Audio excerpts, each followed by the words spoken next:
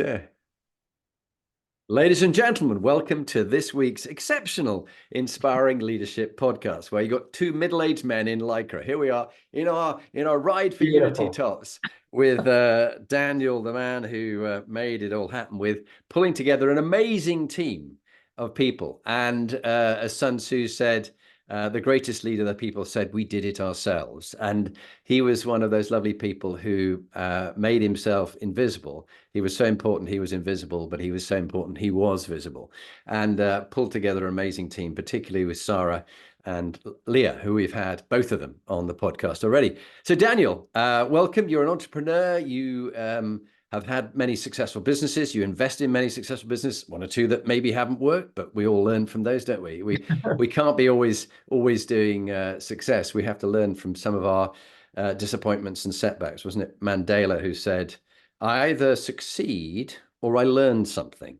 And I think you're always open to learning. I've had the pleasure of knowing you for a number of years now. I was looking back at some of our coaching sessions, and it's been an absolute pleasure seeing your journey from already being outstanding to being exceptional in the way you make a contribution. And Ride for Unity is one of those. So, Daniel, welcome. Great to have you on the Inspiring Leadership podcast again. Thank you, Jonathan. It's just such a joy to, first of all, any time to speak to you. We've become good friends, and you're a mentor for me as well. And just any time to talk to you is blessed, and to be invited on the podcast again is just a privilege. So thank you very much. Well, it's great. So let's talk about the fact that you and I and 20 riders and a support team of about 10 were for 7 days in 7 Emirates and a bit more at the at either end, doing this exceptional Ride for Unity. Tell everybody who's listening, who's not heard about it, what was Ride for Unity all about, and what made you have this idea of doing this? So Ride for Unity, I think it's based on the idea of bringing people together at the human level, and seeing people for who they are. And I thought, okay, if we can get exceptional people who are leaders in their field, whether they're business leaders or sports leaders, or someone who, people who really are an example to others, and anchor them around specific values, which are all based around humanity. And the values which we defined for ourselves very early on were diversity, tolerance, inclusion, and sustainability, but sustainability at the human level rather than thinking about climate change or something like that. And we managed to somehow get together a group of people who are living expressions of those values in their own right. They live those values. I use the word preach, but it's the wrong sort of word. They just show those values as an example to others, and that's what makes them great leaders. And so we managed to get all these people together and cycle around the Emirates, and not just cycling around. The cycling was just an excuse. What we really wanted to do was to have many, many events and stops where we give lectures, panel discussions, workshops to help explain those values and how to apply them in your everyday life. These are the sort of values that people often just give lip service to. Hey, diversity, isn't it great? Well, why? How do we actually use that to make our lives better? And that was the goal. And to do it in a place which really embraced those values anyway. In the United Arab Emirates, for me, having visited many, many times, is a country which I am in awe of, to be honest, being a very strong Muslim country, loyal to their Muslim faith, and at the same time, embracing and opening their doors to absolutely everyone. And so for me, the UAE was the natural home for such an event. And we said, let's give it a go. And honestly, it was beyond my wildest expectations. And I have, me, I have very high expectations for stuff that we do. But this was really fantastic. And I felt that we made a significant impact on certain people's lives, including our own, as we did it. Yeah. And you did, it's a great skill of any leader to find talented people, men and women who are 2 inches taller than us. And so that you never have to work a day in your life because you've got this army of giants, rather than there's some small people, literally, metaphorically and mentally small people, who always want to be the smartest person in the room, the biggest person in the room. It's all about them. But actually then they drown out all the others. And when they're not there, then the whole thing falls apart. But what worked so well, I found, as someone who has studied for 62 years, what makes exceptional leaders and teams, is that it all worked in. Each of the people would think for themselves what's needed now, what would Daniel want, what would the team need, and they would just step forward and do it without being prompted.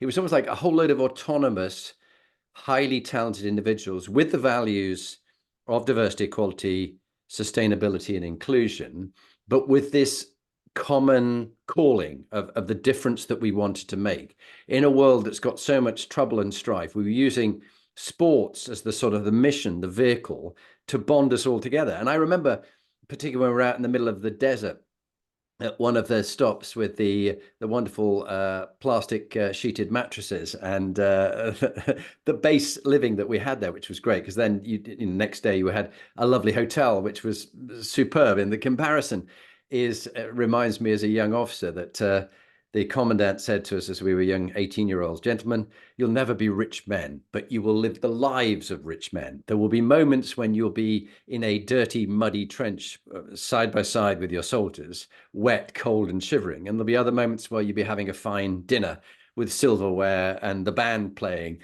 thinking you're like something from the Victorian era. And it was a bit like that there. But I remember looking down the table when you were laughing at yourself about the way you chop up a certain delicacy. But there was everybody there. There was people from the Lebanon, from Egypt, from the Emirates, from Iran, from Israel, from UK, from America, all different religions, Christian, Jewish, Muslim, whole mix.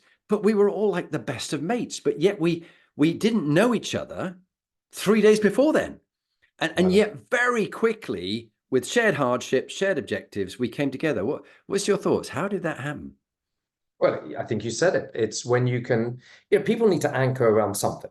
Let's take a start with that. And let's talk about business for a second. In businesses, I've seen so many businesses fail where they get unbelievable individuals who are super talented, but they are not able to anchor those people around something. And in a business, it should normally be the vision, and often a combination of vision and values. And so you bring people in and people don't actually understand really why they're there. They understand that they've got to build a certain piece of tech, for example, or whatever, but they're not anchored around something. And when you are anchored strongly around something, and especially when it's emotional, that's when you pick up the reins. And maybe I've been blessed to not have all the answers, so that I just throw it out there and make sure people are there to anchor around those visions, and then everyone can actually pick up the reins where they see fit. And that's exactly what happened in 7 Days, 7 Emirates, is that, I haven't got all the answers, but I feel like we open the door to people expressing their own capabilities and their own sense of good worth, if you like, to help one another through everything. And that was the big success from my point of view. But it only happens when people can anchor and connect through a joint goal. And you're so right. And I think what was lovely is that you had deliberately chosen people who had real humility. So we had, people with royal blood from Iran.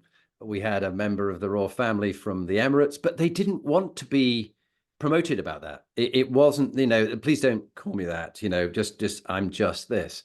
And also, whether it be a Harlem Globetrotter like Herb, or someone like Justin, who'd cycled 3,000 miles, raising £200,000 across America on a handbike because he was paralyzed, or Carlo, who was a character and a colonel from Italy, who luckily you spoke such fluent Italian. I mean, you're a man of many parts. So there was a lovely part I remember by the campfire in the middle of the deserts, in this full Arab experience, complete with camels and blowing desert and us staying in tents and things, where he was very eloquent, but got a little bit carried away with the moment with his Italian passion. And he was speaking at Red Lace and you were translating. And it was about 15 minutes he was speaking for. And you went, he says yes. It just we all roar with laughter. But think of the, one or two of the, I often ask leaders like you who are on these Inspiring Leadership podcasts, for a couple of examples of inspire leaders that they're normally other CEOs or other leaders. But I just want you to look into the group that you selected. Pick out just a few random people from the group, because almost everyone has something to learn. Even a couple of people who had something to learn how not to behave. But We everybody all had have that something. occasionally. We all have Yeah, that yeah, we do. occasionally. But what made certain people inspiring leaders to you, and what were their qualities that, an example of how they behaved, to make it real? I mean, there are so many, and okay, okay, so one jumps into my mind immediately. So, as much as we worked hard to prepare the logistics for this crazy 7 days where we had not only the cycling, but also 12 events in 7 days. I mean, it was insane. When you think about it, I felt like I was running boot camp for all these people for a while. It was crazy. We get changed into the lecture, back into your cycling gear, off we go. It was crazy. And I was happy that no one deserted us after about 3, 4 days. So this is mental. But with all the preparation that we had, we were obviously going to miss a few things. And looking back on it, one of the ridiculous things we missed was we didn't tell our logistics team, the team that were basically with the safety cars, that team, that there was a hand cycle. And a hand cycle is a completely different thing. It requires a different preparation.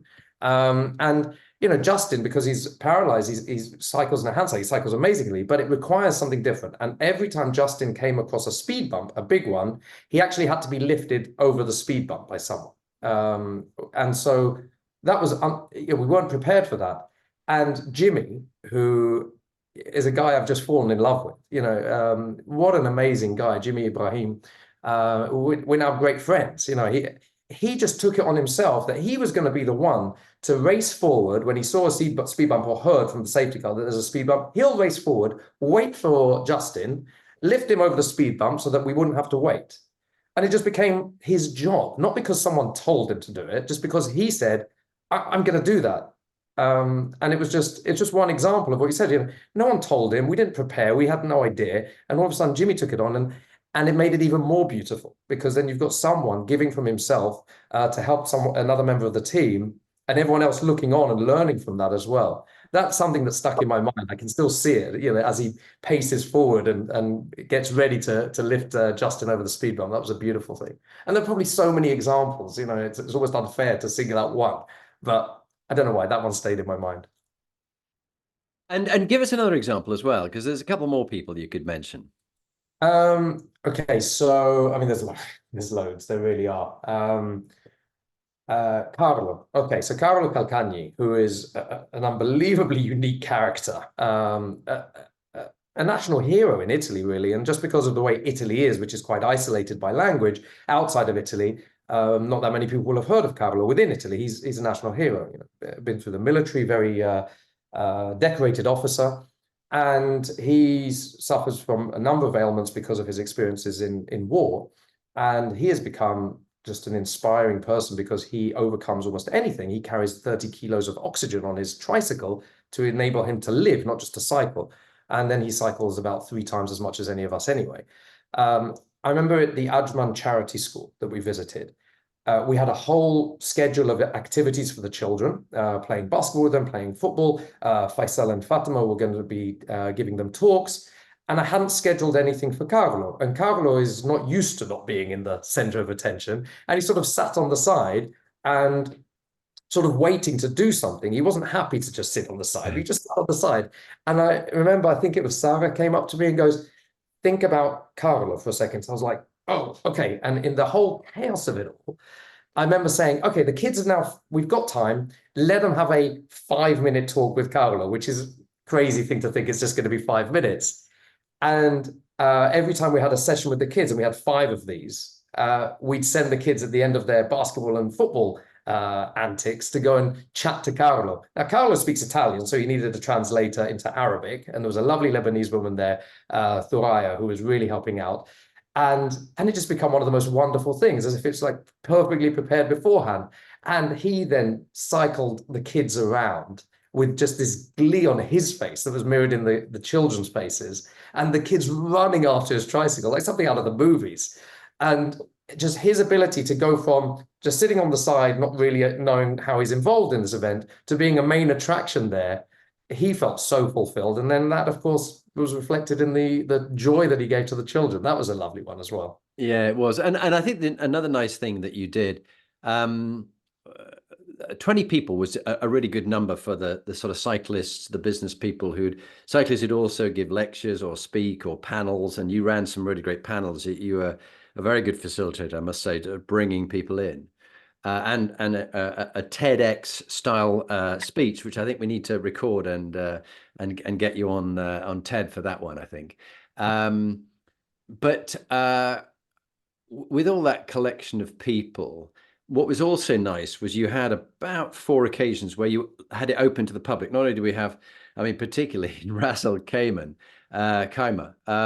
where there was almost like more police cars than there were cyclists. We were everywhere blocking off the roads, and we felt like we were the royal family cycling gently through the middle of the towns. But I know a lot of the public cyclists enjoyed joining in. Or just say a bit about some of the people you met through that, really. So yeah, there were a couple of people who I'd known before actually, who were just happy to tag along and enjoy. And they, I think they believed, and also I believe, that they were just coming along for a bit of a cycle. But of course, it became more than that. They got to know people, and then they said, "Hang on, I want to join the cycle on Tuesday as well." And then they came again because it became more than the cycling for them as well, which was something I don't think I had considered before. I knew it was going to be much more for than the cycling for all of us as the core team, but I didn't understand that that effect was going to be echoed to the people who joined from the public, and it certainly was. And there were people that Leah knew, or I knew, or people that none of us knew, and all of a sudden you're discovering a new person, and each person, as you know, Jonathan, is a whole world in themselves. You know, they have a business, or they emigrated to the UAE and they have a new life there, and you learn about people, and all of a sudden you're enriched by their presence as well. And yeah, I made a couple of new friends from these public riders that joined us, who have made my life that much better as well. And so it's because it becomes more than the cycling. I think that's what even the public riders, they just joined something and then they wanted to stay. You know, we had a logistical setup where they were going to be taken back to their cars, and they were like, well, hang on, can I just stay for this event? And we're like, okay, we'll sort it out. You know, that happened at the mangroves. The people who joined for that public ride, this wanted to stay for the mangrove plantation. And we're not going to say no, are we? So we just worked it out on the fly, how to allow them to join in that activity, which was a great one. You know, planting mangroves and understanding the significance of mangroves for the climate. And then we managed to get them back somehow, even though it was all a bit crazy, but it works in the end. When you want to, it works. Yeah, So I think you've lit the interest in so many people, and now you've got a model that you can show people. So, for example, as an afterthought, if you and Leah can find a good clip in Arabic, probably with Faisal speaking, I'll send that on to General Prince Talib, who was the Major General in charge of the police in Ras Al Khaimah before, but he was unwell this time around. But I think if he sees a clip of what it was with someone speaking in Arabic, who's another person he'd admire, I think we might next time round get him involved, because he's quite a character. But yeah, you really touch the lives of so many people. But let's take it back to day to day in the work you do around the world with sports. Sports is your sort of focus, and just tell us a little bit about the other businesses that you're an entrepreneur in. well, I mean, it's an evolving feast, of course. I've been very lucky to be involved in the sports industry for now 25 years. Started in broadcast, moving into sports data and analytics, led a big business in the sports betting field as well. And for the last 3, almost 4 years now, I've been investing in sports technology companies, which has really widened my view of the whole sports industry. And I'm still, you know, so I wear the hat of an investor. I'm very much an entrepreneur at heart. I like to, you know, create something, especially something from nothing. Ride for Unity was almost one of those things, and build a team around it and see what happens. So, you know, that's who I am really in my spirit. And I think that's how people see me as well. So anything sports related, they might introduce me to people and say, oh, someone's looking to get involved in, it happened to me yesterday. Someone's looking to get involved in the leisure industry in the Middle East. Now, the leisure industry is not an area that I really understand, but people immediately think, oh, Daniel will probably know something about that in the Middle East. Whether that's true or not, we find out. But what's almost always the case is that I can at least introduce them to people who could be very, very relevant for them. And that's a joy of mine as well, is making sure that I can introduce people to relevant other persons to help them in their journey. So it's all about sport at the anchor. But like we said before, it's not actually about the sport. The sport is that material thing that brings people together and sort of gives something a label. But what I've noticed with myself is it's all about the people on top of that. So the sport is the thing that magnetizes everyone to things that I do sometimes, and sometimes not. But then it becomes about the people and how we can actually create a wider impact through that. And so that doesn't always have to be through a social impact initiative or a philanthropic initiative. It can also be through a startup or something, trying to improve people's lives through some new technology. And sometimes they work, sometimes they don't. That's the way it is. But that's the way it is. So I think Yeah. that's And you've triggered in me actually this that you are exceptionally good at being genuinely interested in people, finding out about them, and then seeing how you can help A and B, so it's a win-win for both. yeah.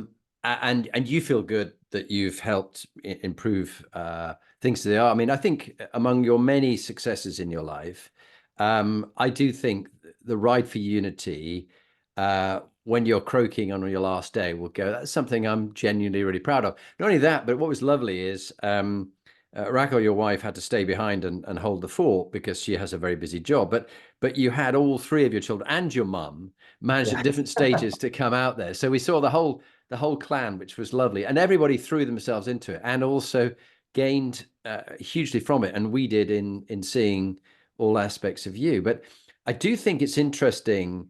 Clearly, I've always been interested, particularly with dyslexia and dyscalculia as my um, challenges, but actually they are my superpowers in some ways because my mother said, okay, you may, struggle with spelling. I couldn't spell to help me, and maths, but you're going to be good with people. So there was this like, I'm going to be good with people.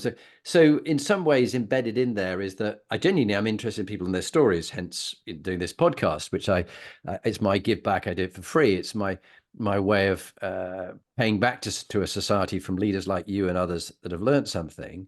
You're going to, I'm sure, help educate me how to monetize it one day, but I will get around to doing that. But you have this skill in spotting people and based on what they say and how they show up, choosing them to be investors with you or friends or connectors. But then, like me, occasionally we get stung. We get the wrong person. And I have found that this podcast, over 300 episodes, this is about going to, I think, episode 303.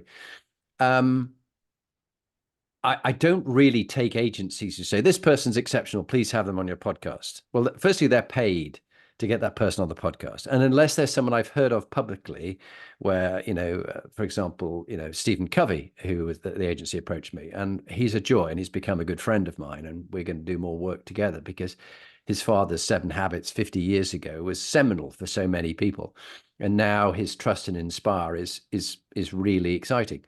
So there's one or two exceptions. The CEO of EE British Telecom, Mark Alira, was good that way. But others I found a bit disappointing because there's an agenda which is not necessarily based on the fact that they are inspiring people. Whereas when you say to me, this person's inspiring, or we had Brian J. Esposito who said, I tell you who an exciting, exceptional person, it's Daniel Bernard. So, thank you, Brian. It's due to you that we did some amazing things together over the last few years. But generally, unless I've got to know someone through a recommendation from someone else, this woman is inspiring, you must meet her. Then I have a warm up with them, get to know them, just check out due diligence. And if I feel it's right, fine. Now I've got the courage that if it's not right, I don't think this is a good fit. Let's not go ahead with it. It's nice to meet you, but it's not a good fit. But the same with choosing people. Sometimes until we see someone, and we, saw 1 or 2 people out of a big gang that we had of 30, 35 people, there was about 3 people who just were massively disappointing because their behavior didn't match their rhetoric. They promised great things and they behaved in ways that didn't fit the values. What have you learned about that? We don't need to name who the people are, but what have you learned about that? And I'm sure you've experienced that in business and other aspects of your life. So I think that you've touched on a couple of really important points. I mean, one of my golden rules in business and in life is that good people lead to good people. and bad people lead to bad people. When I say bad, just people who might not be aligned with who you are and who you want to be. So if you find people, and just like you said, the same way, if you, for example, Jonathan, is a really good friend of mine and a mentor, tell me, Daniel, you've got to talk to this person, then I'd run towards it.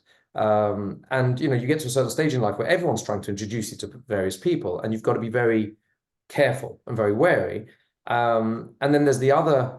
So just to dwell on that before I go to the other point is, I feel that one of the things I'm blessed with is a sort of, I don't know how to put it, but a continued naivety about people, which can sound negative. But on the other hand, I love the fact that I'm interested in people for people's sake. And I look around the world and everyone is constantly tagging people, as in he comes from this country. I sometimes talk to someone and have a great conversation. I go, oh, I had a great conversation. And they go, hang on, but don't you know he's from XYZ place? I go, well, so what? Yeah, it doesn't matter to me. And I'm just looking at people through a very naive or maybe transparent lens about just who they are as people. And I feel that that's natural to me, but I feel like I'm an outlier in that respect. So many people just tag people based on where they're from, their race, their color, their language, and whatever. And they just sort of say, oh, that person is X. And I haven't even spoken to them. And I continue to just look at people for people's sake, even though I've gone through, a lot. I'm quite, I've gone through a number of experiences. And what happens in life is experiences can often make you jaded and skeptical about the world and about people. And I feel very delighted that it hasn't yet. And au contraire, I think that I'm even enjoying my ongoing naivety, if you like. But what I'm blessed with as well is a good circle of family and friends who also keep me guarded, which is really, really important, so that I am protected from, potential wrong-uns. And Yeah. Well, so let me just join you at that stage, and I know you got some more thoughts on this thing. So I think you're exactly right, and I would like you to be kind to yourself. I think naivety has some connotations with it about being a little bit stupid and gullible, and I think that the better word for you is an openness to experience different people from different backgrounds, and you so epitomize that at the table with all this collection of people from all walks of life and all disabilities. Didn't matter, all genders, sexual orientation, that's irrelevant to you. It's just, are they interesting people with an interesting story? And do they want to make a real difference? And do they align with what we stand for in this ride for unity and making a difference where we can with what we have at the time we have in the world, which is so troubled? I think of the Hoffman Institute program, which is a program which at some stage I think you'd enjoy as well. I think I mentioned this to you before, but now one of my other clients, I've had two clients now, and a third client, I had the managing director as a guest on the podcast. Third client's going in February to go on it, coming from America, going on the program. And I'm going to meet him at the end of it and just be with him for the weekend after he's done the program. Reason I mention it is you're there for 7 days with 23 other people from all around the world, talking about your childhood, your upbringing, and how it's influenced your behavior today, and different ways of learning to behave differently whilst understanding what went on in your early childhood. Because we're still very driven by behaviors from when we were 13 and younger. And we don't think we are, but boy, we are. And therefore, what was very interesting in the deal was when you met all these people, you never asked where they're from, what job they did, or really anything about their background. You just wanted to get to know them and chat with them. And that was the deal. And it was really interesting because we then formed all these friendships from all different races, religions, backgrounds. And I was paired up with someone, and he had a complex personal story. And lack of acceptance from his parents of his sexual orientation, things like that. It was all very interesting how you were paired up. But the point was, at the very end, the last day, we were allowed to just get to know a bit more about each other. And it actually made no difference. He went, oh, okay, so he's a big executive in Google. So what? I didn't know that. I met him as he was, rather than as you think he should be or she should be because of something else. And I think that's a lovely way to do it. I do think what you've done with Ride for Unity has been the highlight of Lee and my life. And I remember one day after a 25, 30-kilometer ride, and Lee hadn't done any cycling at all beforehand. She just trained with the world's strongest man, Zach George, or England's strongest man, who's now in the Gladiators BBC program, watched by 6 million people. He's steel, and he's such a lovely man. But she trained a bit with him, and she's quite strong, but no cycling at all. And then she did this thing across the desert where she rode on the roads 25. And then you'd got her to give a keynote speech at the American Embassy in Ras Al Khaimah. She was just buzzing. She went, "This is one of the best days of my life." And like to see my wife see that, it just, I'm so grateful to you. And that not only did you embrace me, but you included Lee as well, because we come as a double act. I'm afraid you don't get one without the other. With the two of you, I mean, first of all, you're two outstanding individuals. And then when you bring the two of you together, it's a beautiful thing. It just spreads the love around everyone, and everyone felt that. It was absolutely fantastic. And for me to hear Lee's comments, knowing that she's not some 22-year-old, kid who hasn't experienced anything. She's had incredible life, incredible experiences. And to say something like this is the best day of her life. I remember that first day of cycling, or the best week. That's unbelievable. It really is, and it's not me. It's because of what we all managed to achieve together.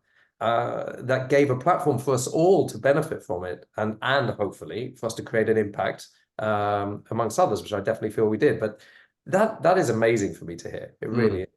No, it's great. And you are very much someone who's thinking about everybody else, but I'd love a little bit of a nutshell in about 5 minutes of your life story, how you were brought up, the values your parents had maybe, and along the way, some of the experiences that have shaped you into the leader and the personality that you are today. Just give us a little bit of a flavor of what you learned on the way.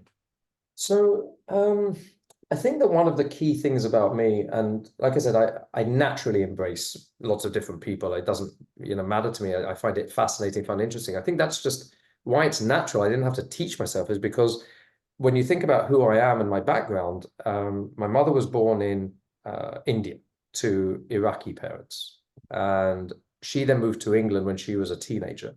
My father was born in London to a Polish father, a Russian mother. I've lived in 5 different countries. I've worked with many, many more. I've traveled all over the globe. I now live in Israel, married to a woman of Yemenite descent. And I'm just walking diversity, basically. Do you know what I mean? It's like, and I've had just such a privilege to be exposed to so many different types of people, whether it's nationalities or cultures, it doesn't really matter. That for me, understanding there's a different perspective is just normal. And having that as part of my, even before I was born, and then my upbringing, and then further into my own adult life and moving around the world a little bit, has probably led me to embrace those values in a natural way. I'll say in business, in life, in everything. I think that's probably the strongest reason for the person I am today. And then when you think from an entrepreneurial level, one of the things I think I learned from my mother without her even realizing that she was teaching it to me. And again, I think because she was an immigrant into the UK, and when you emigrate to a country, when you're new in a place, you seem to have a superpower because you're not confined by the way things are done.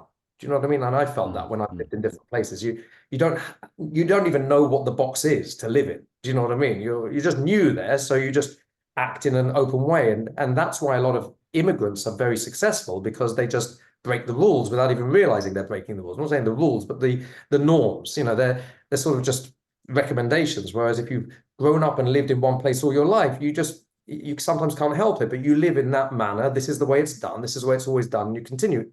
Immigrants are not like that. And so my mother, I think, just naturally was always like outside the box with the way she thought, the way she acted, the way she did things. And when I look back at my childhood, I think it was my mother who taught me that the sky is not the limit. You can actually do anything. And I don't think she realized that she was imparting that wisdom onto me at all. But she did, without a doubt.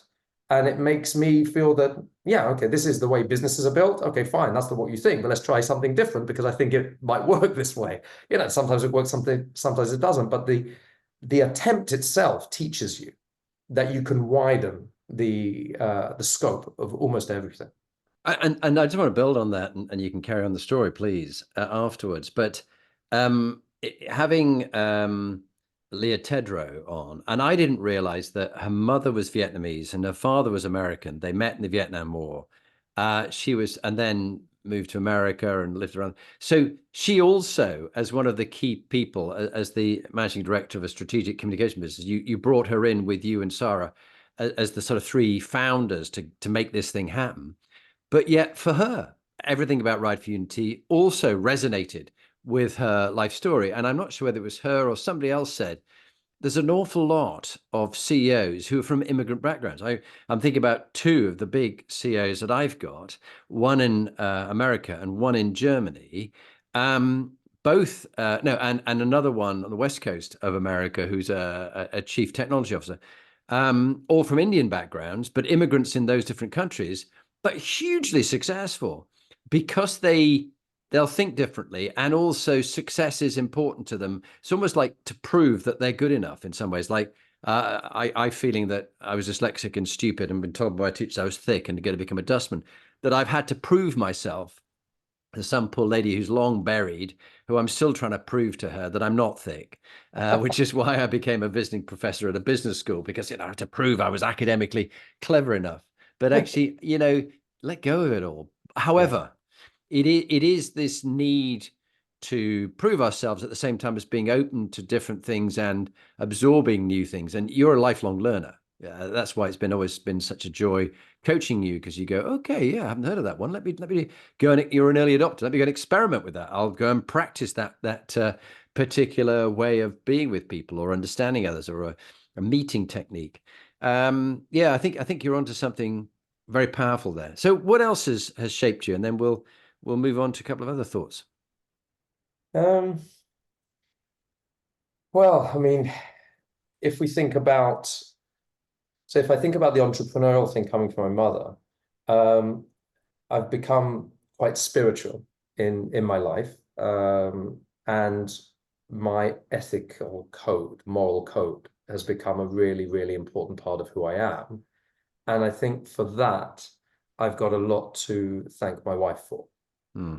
We've been together now 25 years, which is unbelievable. We're 24 years married shortly this year. So that's a huge chunk of time. It's just gone by in an instant. It's unbelievable. But my wife, Rachel, is, I mean, she's been my guide to everything that's just good and right. And that sounds like a huge thing. It is a huge thing. And it's not simple, though.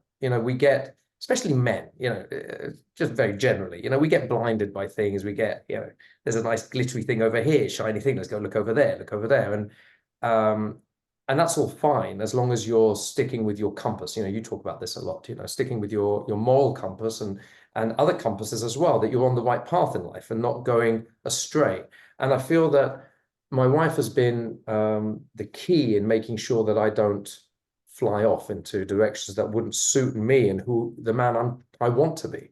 And I couldn't be grateful, enough to her for that. And Hmm. I think I told you this before, that I likened myself to a bit of a helium balloon. Hmm. And I've got lots of ideas and I'll fly off in the wind, here, there, and everywhere. But my wife's holding the string. And so she will let me have as much string as I want, as much as I need, until I might be going off in a direction that might be not right for me or for what is correct. And she'll then give a tug. And it's what I need, really. And who knows where I'd be if I didn't have her holding the string, probably flying off into space somewhere. I'm sure not, but no. And it's lovely to have met her when we came to visit you, and you were so kind, and we had a lovely meal together. Um, so let's have a look. It's interesting. So you've covered already what I was going to ask about the moral quotient, your values, and that's where I think, back to your point around having anchoring people around something with a clear vision and clear values. And that's why I think the Ride for Unity was and is so massively successful, because we'll talk about later its future. It's a movement. It's not just an event. The next one is purpose quotient. And I'm always interested with leaders, what gives their life meaning and purpose. So you clearly have quite a lot of meaning and purpose in certainly what you're doing with Right for Unity. But if you came across somebody else, an entrepreneur, whatever, and they seemed to be a bit aimless and they didn't have much meaning and purpose, what advice would you give them to really grab hold of a sense of what gives their life meaning and purpose and their business, for example? I think that, trying to tell someone else what their meaning and purpose should be is not our job. People have to find their own meaning and purpose, that's for sure. But generally, when people are struggling to think, what do I want in life? What am I trying to achieve in life? And I try and break it down into, people say, I want to be successful, and that often relate that to financial success. I want to be happy, I want to be healthy, etc. And that's all great. I think that at the end of the day, what we're all really looking for is to live some sort of significance in our lives. And that's a big word, having significant life. What does that even mean? And when I challenge people to try and give me examples of what that means to be significant, it's very difficult to consider having a significant life if it's not impacting another person in a positive manner. It always goes back to impacting other people in a positive manner. And that doesn't have to be philanthropic, by the way. You've got high-tech entrepreneurs who are creating a new way to do something, which is improving people's lives. So having some sort of significance, I think, is the direction that I would want everyone to think about. Now, not everyone has the privilege to even be able to chase a significant life. You've got people who are just struggling to even stay alive, of course. So, they're just in a fight for survival. But if you're in a certain position, and I thought about this a lot, where you feel like, okay, I'm making do, I'm getting by, or better, then you've almost got a responsibility, I think, to turn your life from that level, or even a life of great success, into a life of significance. And then you become totally enriched by everything you're doing. And I think we've discussed this before, but you do apply it's a little triangle that we talked about before, and you've applied this. The bottom level of the pyramid, as it were, if you can imagine the Egyptian pyramid, the bottom slice is a life of survival. And many people live in just a life surviving, just getting by from day to day with no future vision, and really just it's a struggle. And they see it as a struggle and they make it a struggle. And then those who move on to a life of success, getting what they want. But as you say, the top of the pyramid is a life of significance, where you are making a difference to the lives of others, and that you have, back to your sense of spirituality, values, purpose. So it's meaning, values, purpose, and leaving a legacy, leaving things better than you found them, which is the top three elements of the Inspired Leadership Compass, which is why when you took us into the Ismaili Center. So we began in the Ismaili Center, and then we ended in the house of the Abrahamic house, where there was a church we went to, and then a synagogue, and then a mosque, all on the same patch in Abu Dhabi. Just so powerful to begin that way and end that way. But in a Muslim arch, there's the keystones, and that is the moral quotient, the true north, what gives your life meaning and purpose, and the legacy. Those three, as Lee described when she gave her keynote, was so important. Thank you for that. And then we just got a short bit of time left, but health quotient. There you are, looking lean, mean fighting machine, and you've been cycling and you slipped out. You slipped out, and do tell us, how did you break your wrist, Daniel? What did you do? To tell us. Come on. I have to go through this. Yeah, we do. We have to go through this. We have to go through this. Pathetic. Part of the humility. This is part of the humility. Yeah. So, I mean, I wish it was some high-speed accident, whatever. Well, actually, I don't, because it would have been a hell of a lot worse than that. But it was falling off my bike at 0 kilometers an hour because, like an idiot, I couldn't be bothered to take my cleat and disconnect from the pedal. Thought I'd be fine. Maybe a little bit of arrogance there, thinking, oh, I've got slow bike skills, I'll be fine, cycling along at about 3 kilometers an hour because there are lots of people. And then someone just walked right in past me, forced me to go to 0. And then I was like, oh, and I just like falling off like that, literally giggling in midair as I'm falling down, thinking, oh, here we go. And I didn't expect anything to come of it. Just when I broke my fall with the wrist, as you do intuitively, yeah, a little break. And that was a week before Ride for Unity. And you know what? I see it as a real blessing in some ways. My wife said to me, she goes, I think that this small injury has prevented a much larger one next week. That was the first thing she said, because she Nice. knows how I can be when I'm full of adrenaline and going for it, and forget maybe to be safe. Sometimes I'm a Yeah. bit of an adrenaline junkie. So yeah, a bit of a blessing in disguise, and it allowed me also to take things in the right speed, not just on the bike, but with the whole event, because the whole thing was so adrenaline infused that it needed me to also stay focused and calm, to make sure that things were going well. And not that I always succeeded in that. I think you saw me a couple of times where I was almost losing it because we weren't on time for things. But it was definitely allowed me to be better, I think, from that point of view. So And what is the mantra that you now say to yourself? be like Faisal. Be like Faisal. Tell them about Faisal. So Faisal Al-Nuaimi, I think if I think about who I learned most from during our Ride for Unity, our 7 day, 7 Emirates, I think without a doubt it's Faisal. Without him even realizing how much knowledge he's imparting. Just he is one of the most impressive, humble, strong, and assertive leaders I've ever come across. He was such a perfect fit for what we were trying to do. Even the best fit, he was such a central point of this. And I remember you and I were laughing about this, that when things are not going right or when there's a chaos in the air, we just have this mantra now, be like Faisal, which is calm, collected, still looking at it from an intelligent perspective and not losing your rag. And be like Faisal, it just resonates in my it just rings in my ears all the time every time something goes wrong. So yeah. Yeah. No, Faisal, I thank him very yeah. openly on this podcast. Yeah, lovely guy, and then also people like Herb with kindness is key, and he was so kind, and the way the kids all gathered around him. Let's just in the last couple of questions before the last question before we do the 2 minute top tip. Tell us about what now if any highlights come to mind from the ride, but what are you going to do with it now? What are we going to do next year and beyond that? What's your early thoughts? Um, can I ask, Jonathan, did you want to talk about resilience Oh with me? yes, let's have a chat about resilience. Okay, Because there what is pops something I up? wanted to say about that. What pops about resilience? RQ, resilience, yeah, coping. As I say, how have you picked yourself up in times of adversity, Daniel?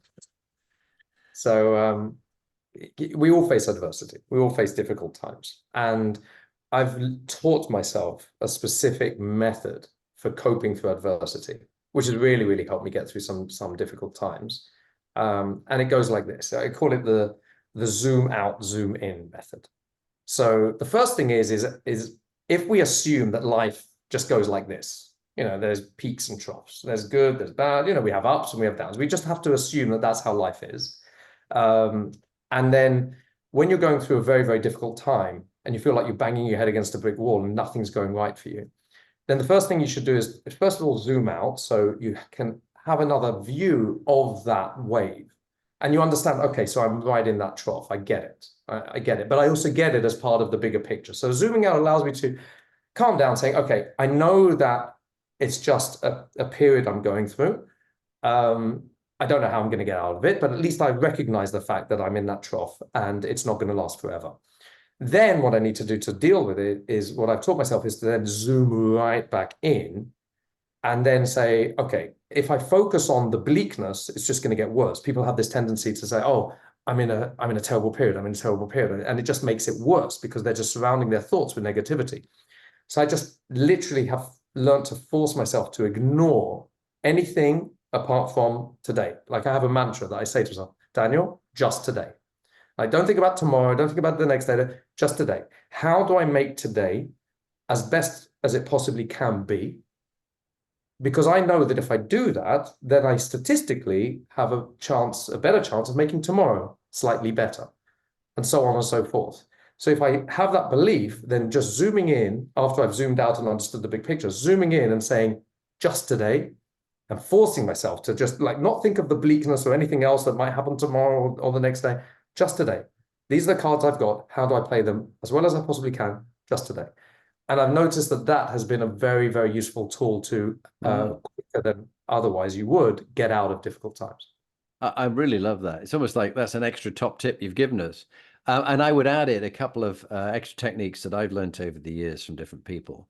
One is the best friend's advice. So if you think about, let's say, I'd say to you, Daniel, who's your best friend? And you'd say it might be Johnny, your friend who you've known in sport and cricket for years, who came on the ride with us and was a very modest, very humble introvert, but such Yeah, a special. he's too modest and too, Uh, he drives me yeah, crazy. The guy's just got so much to do, and he goes, "No, well, he's yeah. that's He my was challenge for Johnny." yeah, that's the stretch for him. He's just so modest. But let's say, Johnny has the same so you say, imagine that Johnny, your friend, has the same problem. What advice would you give him if he had exactly the problem you're struggling with now? Write it down. So you'd write it down, and then you look at it, and I say, take the advice. So you can't give yourself the advice, but you're really good at giving advice to your best mate, Johnny, and Johnny can equally give good advice. So that's one to help you with resilience and give you that perspective, as you talk about zoom out, zoom in, but a third person. And the second one is called 10-10-10, which is the perspective of time. And as we get very agitated about a situation, how important will this be in 10 weeks' time, in 10 months' time, and in 10 years' time? And you write down how important it will be. And many of the time, certainly when you get to just 10 months, you probably won't even be thinking about it ever again. I think of some of the things which agitated me and got me quite depressed and things, 4 or 5 years ago. And here I am, I'm 4 years on from it. It's not even registered on my life. I don't think about it. But at the time, it was all absorbing. So 10-10-10. You know what? Um, That reminds me of something that Lee said, where she helped me out in the middle of Ride for Unity. There was something that happened, which I won't go into here, which bothered me with something that was going on with our invites, our permits, etc. And it was bothering me because I was blocked by something I wanted to do. And Lee just, first of all, she noticed that something was bothering me, which is, first, thing I'm grateful for. She came over to me, goes, "Dan, is everything okay?" I was like, can I just, dump this on you? I just want to tell you. She goes, "Sure." So I told her what happened. And I said, "This doesn't work for me because of this." And she then reflected back to me the concept of time, about how you're right and it's frustrating, but everything has to be at the right time. And it was, again, without going into it, it managed to calm me down to understand that, yes, that's fine, And so, I don't know whether I got the chance to thank this, No, but I remember the two of you having that discussion. I was privileged to sort of be a bystander. I thought, you both handled it incredibly well. And she is very intuitive, I think somatic, where she picks up how people are feeling in the soma, as they say, and she therefore calls it out and just goes, "Is everything okay?" "Yeah, yeah, I'm fine." "No, no, is everything really okay?" So the future, what's the future going to be of Ride for Unity, 7 days, 7 Emirates? What's your thoughts? so we always said before, so if this goes well, and what does it mean to go well? And I'm always pretty self-critical. Goes well means we don't just cycle around, have a good laugh, and take lots of pictures. We actually feel that we've created a difference to people's lives. And without a doubt, we did. It's hard to put metrics on it, but we did. We definitely did that. And so it went well. We had a great group of people to do this with. And now what? And like you said, I've also started using the word movement rather than event, because I think that it explains more about what we're trying to achieve here. And to turn this into a proper movement means we've got to have now multiple events, and we're already planning next year's return to the UAE. And we're thinking already about maybe having branches off for Ride for Unity events in other territories as well, even though we see the UAE as our headquarters. But what's so important to get right is that we don't, I say in business as well, is like strategy's up for discussion all the time. The operations up for discussion, how we do things is everything, but our why has to stay the same. And we've got to be very, very focused that the core values and why we did this at the beginning remain there. And then how we do it, where we do it, everything's flexible. But these values are not up for discussion. These values and the human nature of this event have to be adhered to retain the integrity of it. And that way, we're going to make sure that we get similar people on that we've had now.